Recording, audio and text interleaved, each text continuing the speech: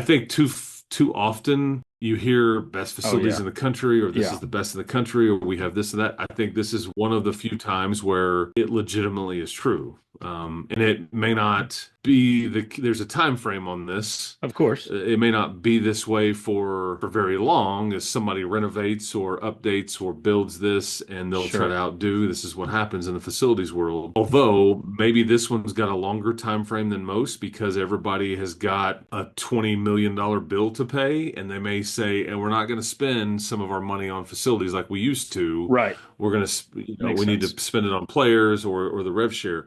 But at some point, but this is part of they went and looked at Clemson and Oregon and Georgia and Ohio State. They went and looked at these places and toured them and pulled the best parts of what they could. I mean, it doesn't have a slide and some of the silly stuff like some of these things have, but it's got a barber shop. It's got a podcast studio. I don't know. Maybe you and I'll get lucky one day and we'll be able to tape the That'd show in the podcast studio inside the Walmart football facility. I be don't fun. know, That'd be fun. but it's got all the different bells and whistles that would be attractive to players. And the way Sure. this is going to be utilized in the recruiting world is we can help you become the best version of yourself, and we can really develop you coaching wise and all that stuff. But we will take care of you and get as much out of you as we possibly can with all this other stuff, and then with old school football and weightlifting and all that stuff. But all these other things, we are